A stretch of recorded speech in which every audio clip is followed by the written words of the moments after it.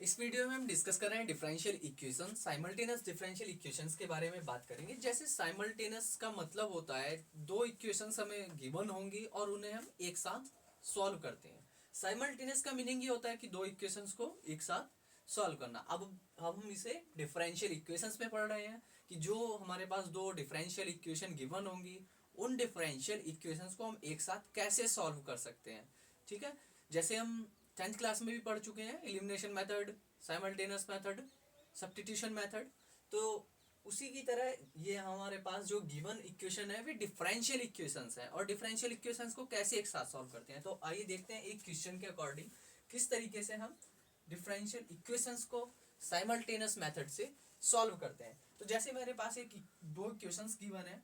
First equation is d2x upon dt की power 2 minus 3x minus के 4y equal to 0। This is equation number is 1 and second one equation is d2 की power d2y by dt2 plus x plus y equal to 0। This equation is second. अब देखो इन दोनों equations को, ये दोनों equation differential equation है, ये सब हमें दिख रही है साफ साफ डिफरेंशियल इक्वेशंस है।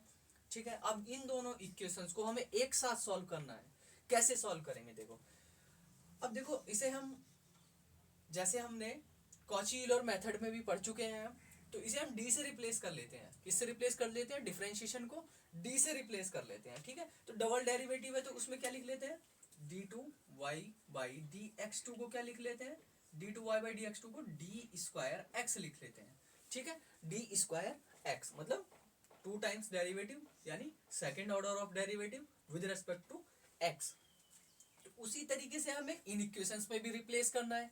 कैसे रिप्लेस करेंगे देखो, फर्स्ट इक्वेशन को कैसे रिप्लेस कर सकते हैं?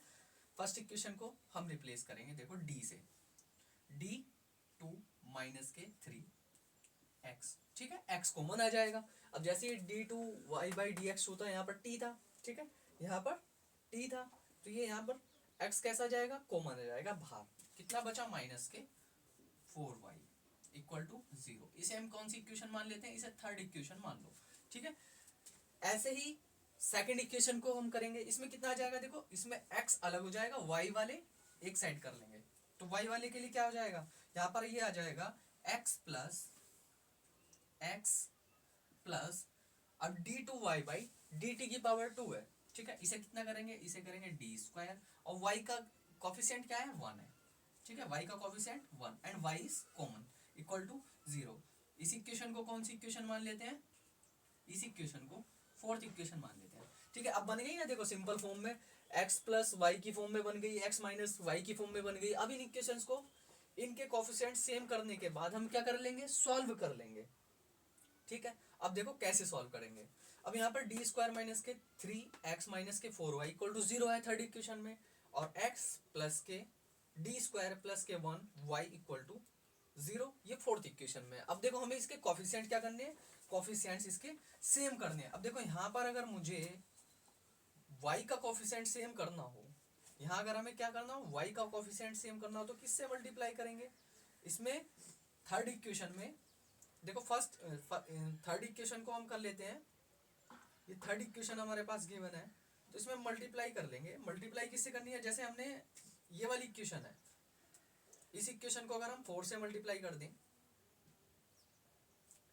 This equation is multiplied by 4, कोई सा एक कोफिशिएंट सेम कर लेंगे, या तो x का कर लेंगे या y का कर लेंगे। अब देखो हम y का सेम करने जा रहे हैं, y का सेम कर रहे हैं तो यहाँ पर देखो y का कोफिशिएंट 4 है तो यहाँ पर हमने 4 से मल्टीप्लाई कर लिया। इसे हम किससे मल्टीप्लाई कर रहे हैं? 4 से। इक्वेशन 4 को किससे मल्टीप्लाई कर रहे हैं? 4 से मल्टीप्लाई कर रहा। और यहाँ पर कितना है? कितने से मल्टीप्लाई करना है सेम करने के लिए? D square plus 1। ये इक्वेशन थर्ड को हम सेम करने के लिए यहाँ पर मल्टीप्लाई कर रहे हैं। ठीक है, आगे देखते हैं। अब देखो जब इसमें coefficient of y is same, coefficient of y क्या कैसा हो जाएगा? सेम हो जाएगा। देखो यहाँ पर ये 4 से यहाँ पर मल्टीप्लाई हो जाएगी और यहाँ पर 4 ऑलरेडी है, यहाँ पर डी स्क्वायर प्लस 1 से मल्टीप्लाई हो जाएगी। करके देख लेते हैं। डी स्क्वायर माइनस के 3x, और ये जो जिससे हम मल्टीप्लाई कर रहे हैं कोफिशिएंट सेम करने के लिए जो मल्टीप्लाई कर रहे हैं वो पूरी इक्वेशन में होगी, ना कि किसी एक कोफिशिएंट में। जैसे हम कर चुके हैं लास्ट क्लासेस में भी। कंप्लीट इक्वेशन को मल्टीप्लाई करना होता है, तो यहाँ पर किससे मल्टीप्लाई हो रही है, डी स्क्वायर प्लस 1 से, डी स्क्वायर प्लस 1 से भी मल्टीप्लाई हो जाएगी, एक्स माइनस के 4 d square plus 1 y equal to 0। ठीक है, ये हमने मल्टीप्लाई करने के बाद इक्वेशन आ जाती है। एज इट इज इसमें करेंगे, ये कितना जाएगा 4x plus 4 d square plus 1 y, यहाँ पर 4 से मल्टीप्लाई हो गई है, ये दोनों कोफिशिएंट कैसे हो जाते हैं, सेम कोफिशिएंट हो जाते हैं। अब देखो यहाँ पर इन दोनों को ऐड कर लेंगे, इक्वेशंस को क्या कर लेंगे, ऐड, दोनों इक्वेशंस को ऐड करो। तो यहाँ पर जब हम ऐड करेंगे तो ये कैंसिल आउट हो जाएगा, क्या, y का कोफिशिएंट कैंसिल आउट हो जाएगा। यहाँ पर कैसी वैल्यू आ जाती है, ये x की सिंपली वैल्यू आ जाती है डी स्क्वायर माइनस के 3 और डी स्क्वायर प्लस के 1 x प्लस के 4x इक्वल टू 0। ये आपकी फिफ्थ इक्वेशन आ जाती है। अब देखो ये हमने x के रिगार्ड में सॉल्व करी है, x के लिए सॉल्व कर लिया। यहाँ पर हम x की वैल्यू ही फाइंड आउट करेंगे। ये इक्वेशन जो आ जाती है हमारी, ये फाइनल इक्वेशन आ जाती है दोनों इक्वेशंस को सॉल्व करने के बाद, और कैसे कैसे हम इसके कोएफिशिएंट सेम करें। ठीक है, अब इस इक्वेशन को हम जनरली वैसे ही सॉल्व करेंगे जैसे डिफरेंशियल इक्वेशन सॉल्व करते हैं। बाकी की डिफरेंशियल इक्वेशन जैसे हम सॉल्व करते हैं वैसे ही ये सेम उसी तरीके से ही ये सॉल्व होगी। ऑक्सिलरी इक्वेशन बनाएंगे, ऑक्सिलरी इक्वेशन से इसके रूट्स निकालेंगे, रूट्स निकालने के बाद इसका सॉल्यूशन आ जाएगा। ठीक है, अब इसे सॉल्व करते हैं। सॉल्व करने के लिए क्या करेंगे, मल्टीप्लाई कर लेंगे। तो ये कितना हो जाएगा मल्टीप्लाई करने से, डी की पावर 4, डी की पावर 4, डी की डी से करेंगे डी स्क्वायर, डी की पावर 4 और प्लस के डी स्क्वायर प्लस के डी स्क्वायर माइनस के 3d स्क्वायर माइनस के 3d स्क्वायर और प्लस माइनस माइनस माइनस के 3x, ठीक है, और प्लस के 4x इक्वल टू 0। अब इसे सॉल्व करो, कितना आ जाता है, d की पावर 4 माइनस के 2d स्क्वायर माइनस के 2d स्क्वायर एंड प्लस के 1 इक्वल टू 0। ठीक है, ये एक इक्वेशन ये वाली बन जाती है सॉल्व करने के बाद। अब ये जनरल इक्वेशन सिंपल वे में बन गई है।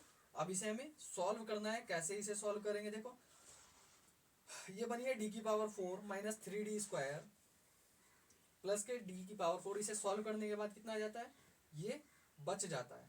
ठीक है, अब इसे किस तरीके से हम सॉल्व करते हैं। अब देखो ये हमें दिख रहा है कि एक फॉर्मूला बन रहा है। किसका फॉर्मूला बन रहा है, ये फॉर्मूला बन रहा है आपका m-1 का m स्क्वायर, किसका बन रहा है, m स्क्वायर माइनस 1 का होल स्क्वायर। देखो m नहीं d लिख लेंगे, बाद में बनाएंगे इसकी auxiliary equation. d square minus 1 का होल स्क्वायर का ये फॉर्मूला यहाँ पर बन रहा है। ठीक है, कैसे, देखो d की power 4 minus 2d square plus 1 ये फॉर्मूला यहाँ पर बन जाता है। ठीक है, अब इसकी ऑक्सिलरी इक्वेशन बना लेते हैं।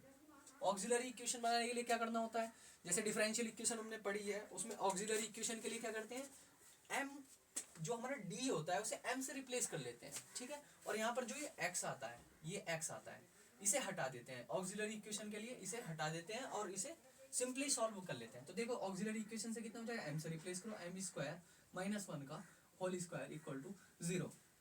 तो ये फॉर्मूला कैसा बना, a square minus b square का। तो क्या हो जाता है, a plus b a minus b. तो यहाँ से हम डायरेक्टली इसकी रूट्स निकाल लेते हैं इक्वेशन के।